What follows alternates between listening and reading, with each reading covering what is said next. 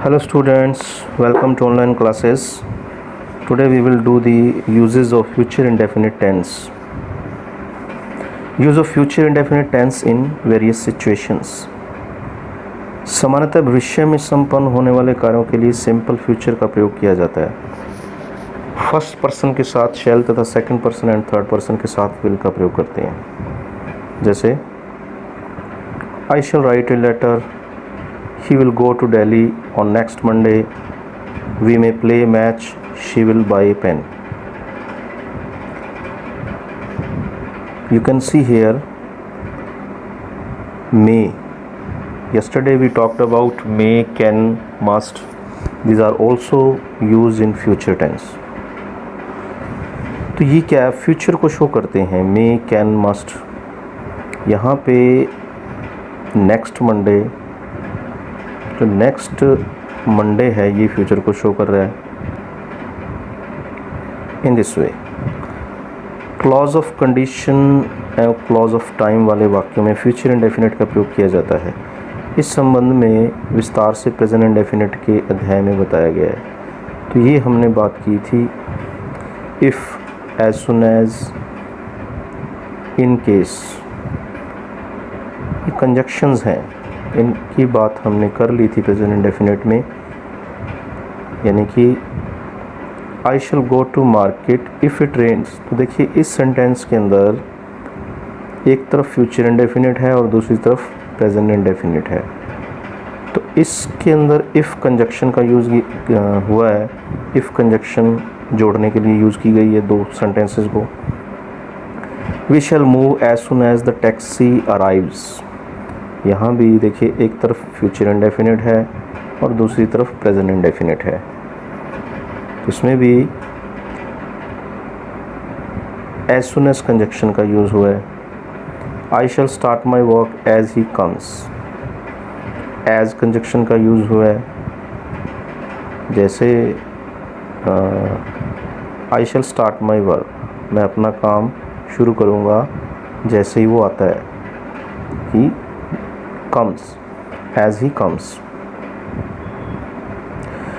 will be shall be का प्रयोग निम्न प्रकार किया जाता है। tomorrow will be Monday, he will be 25 in January, I shall be 50 on next birthday,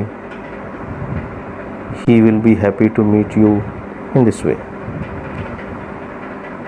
simple future का प्रयोग ऐसे भविष्य की घटनाओं हेतु भी किया जाता है जो हम समझते हैं कि सामान्य रूप से घटित होंगी। जैसे winter will come again, people will make plans, birds will build their nest, we shall eat and enjoy. तो जो पॉसिबिलिटी होती है कि एक्शन जो होने वाले हैं भविष्य के अंदर फ्यूचर में, उनके लिए फ्यूचर इंडेफिनिट का प्रयोग किया जाता है। Some important structures to denote future actions. तो structures use of going to form for future actions.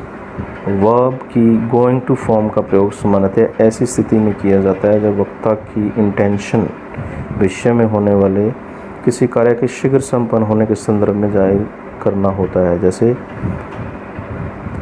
I shall buy a TV, I am going to buy a TV, he will write a letter. तो हम इस तरीके से भी future indefinite tense का use कर सकते हैं। यानी फ्यूचर एक्शन को प्रेजेंट कॉन्टिन्यूस टेंस में भी हम बोल सकते हैं।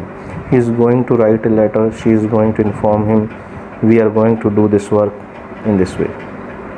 जैसा कि आप कई बार स्टेज के ऊपर भी ऐसा बोलते हो कि I am going to deliver, I am going to tell, in this way.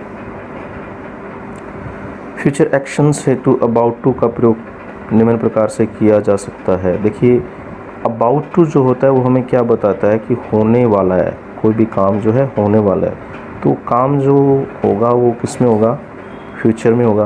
The train is about to start, the shop is about to close, the chief guest is about to arrive. Train जाने वाली है, दुकान बंद होने वाली है, मुख्य अतिथि आने वाले हैं, we are about to finish, हम ख़त्म करने वाले हैं, इन दिस वे। इस तरह के वाक्यों में is, am, are, about to का प्रयोग किया जाता है। प्रेजेंट इंडेफिनेट के वाक्यों द्वारा भी फ्यूचर एक्शन को बताया जा सकता है, जैसे मिस्टर शर्मा रिटायर्स ऑन 31 दिसंबर। अब ये रिटायर्स जो वर्ब यूज़ की गई है, इसमें एस यूज़ किया गया है वर्ब के साथ में।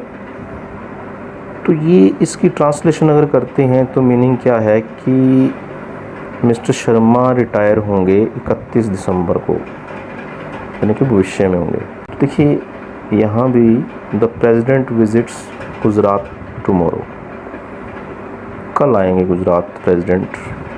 प्रेजेंट कॉन्टिन्यूज़ के वाक्यों द्वारा भी फ्यूचर एक्शंस को बताया जा सकता है। ऊपर गोइंग टू की बात हमने कर ली।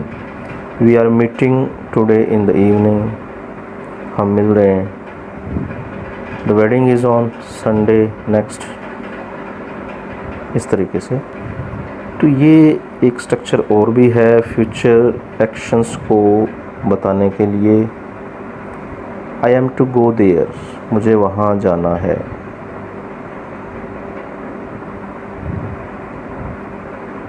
ही is to complete his work.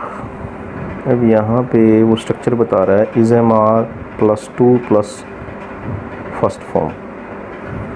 मुझे जाना है, मुझे करना है, मुझे खाना है। इस तरीके के जो सेंटेंसेस होते हैं वो भविष्य के वर्क को बताते हैं, फ्यूचर एक्शंस को बताते हैं। I am to go there, मुझे वहाँ जाना है। He is to complete his work, उसे अपना कार्य पूर्ण करना है। They are to come here tomorrow, उन्हें यहाँ आना है। She is to sing a song, उसे एक गाना गाना है। Okay okay students, we have done the uses of future indefinite tense, and tomorrow we will do future continuous tense. Thanks and have a lovely day.